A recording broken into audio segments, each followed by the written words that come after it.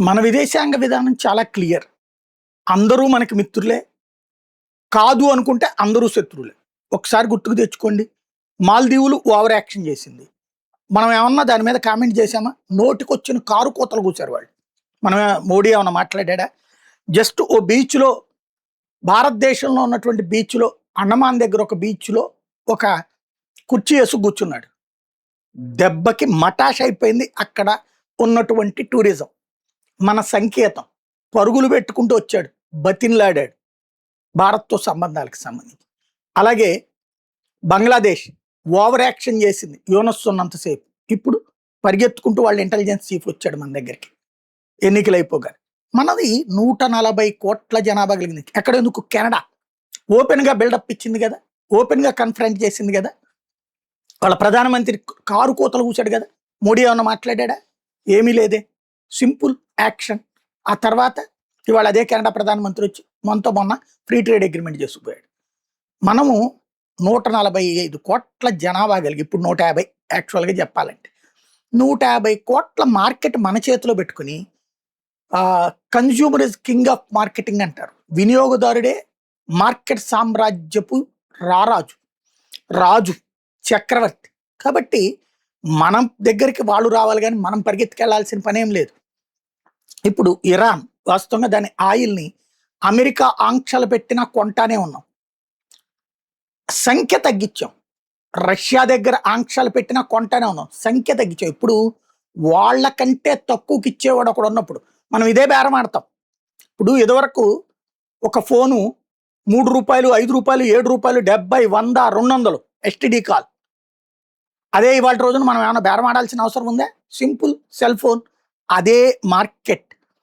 జనాభా ఎక్కువ ఉన్నప్పుడు సచ్చినట్టు మార్కెట్ నడుస్తుంది. అదే మనం చేసేది. సింపుల్గా ఇప్పుడు బిజినెస్ నడుస్తుంది. ఇరాన్కి మనకేం శత్రుత్వం ఉందే?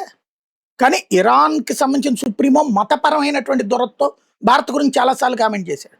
ఆ టైంకి మనం ఖండిస్తాం. అట్ ద సేమ్ టైం వాళ్ళ దగ్గర ఆయిల్ కొంటాం, వాళ్ళకి కావాల్సిన ఆహార పదార్థాలు పంపిస్తాం, బియ్యం అందే తింటారు అక్కడ. ఈ సిచ్యుయేషన్లో ఇప్పుడు ప్రాబ్లం వచ్చింది. హార్ముజ్ జలసంధి నుంచి వచ్చేటటువంటి షిప్స్ని ఆపుతున్నారు. మన విదేశాంగ శాఖ మంత్రి జయశంకర్ వాళ్ళ విదేశాంగ మంత్రితో మాట్లాడారు. మా షిప్పులు ఆపుతున్నట్టు మీ షిప్పులు ఎప్పుడు ఆపుతున్నాం మేమేం లేదు అంటే, థాయిలాండ్ నుంచి వస్తున్న షిప్పు, అమెరికా నుంచి వస్తున్నటువంటి షిప్పు ఇట్లాగా దారిలో పేల్చారంటే ఏ జెండాలతో ఉంది? థాయిలాండ్ జెండాతో ఉంది, లేకపోతే వేరే జెండాతో ఉండి మీ దేశానికి వస్తున్నా కంట్రోల్ చేయడం కష్టం. ఇక పైన మీ దేశానికి వచ్చే సరుకులు ఏవైతే ఉంటాయో, షిప్పులు ఏవైతే వస్తాయో మీ జెండా పట్టుకుని రమ్మనండి. మీ జెండా పట్టుకొచ్చేదానికి నో ప్రాబ్లం, అడ్డుపడమని చెప్పారు.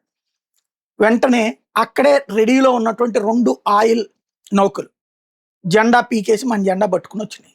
దెన్ సర్కార్ ఇప్పుడు ప్రాబ్లం లేదు. భారతదేశం విషయంలో అడ్డుపడబోమని ఇరాన్ క్లియర్ కట్గా చెప్పింది. ఇప్పుడు మరి నిన్నటిదాకా మోడీ మీద ద్వేషంతో, హిందుత్వం మీద ద్వేషంతో, నాస్తిక హేతువాద భావజాలంతో వాగిన వాళ్ళు ఉన్నారు చూడండి. అమెరికా అధ్యక్షుడు మాట్లాడితే మనం చేయట్లేదు, లేకపోతే ఇరాన్ వ్యవహారంలో మనం మాట్లాడట్లేదు అన్నటువంటి వాళ్ళు ఇప్పుడు మరి ఇరాన్ మనకి ఎట్లా సహకరించింది? సేమ్ టైము ఇప్పుడు మనం లొంగామంటారా? వాళ్ళకి తల ఒగ్గామంటారా? ఇప్పుడు మరి అంతే కదా, సరెండర్ కదా. ఇప్పుడు మరి ఆ లెక్కనైతే కనుక పర్మిషన్ అడిగాం. ఇప్పుడు వాడేదో వాగాడు, వాడు పిచ్చికొక్క. ఆ పిచ్చికొక్క వాగుడికి ఇక్కడ మనం మాట్లాడలేదు, ప్రధానమంత్రి ఎందుకు మాట్లాడలేదు? దాని పోయే గన్నాయిగడు వాగితే దానికి ప్రధానమంత్రి ఎందుకు మాట్లాడలేదు అన్న. బట్ ఇప్పుడు మరి ఇరాన్తో జయశంకర్ మాట్లాడి ఇటు రప్పించాడు. ఇప్పుడు ఆ అనుమతికి అభ్యంతరం లేదన్నాడు. ఆడిబ్బ సొమ్మ, అదేమన్నా సముద్రం, ఆడేమన్నా కొనుక్కున్నాడా లేకపోతే ఆడేమన్నా రాసి ఇచ్చాడా? జస్ట్ అక్కడ ఏంటి ఒక టెక్నికల్ పాయింట్. మీ దరిద్రులు కొంతమంది కాలుస్తున్నారా నాయన, మా దాని జోలికి రావద్దని చెప్పు. ఓకే బ్రదర్, కథం అయిపోయింది. ఇందులో ఇప్పుడు వీళ్ళకి సరెండర్ అని చెప్దామా? అప్పుడు ఏమనాలా? తీవ్రవాదులకు సరెండర్ అనాలి కదా. మరి ఇప్పుడు మాట్లాడరు. ఎందుకంటే మన దేశంలో ఈ మత పిచ్చగాళ్ల వ్యవహారం బాగా పెరిగిపోతుంది.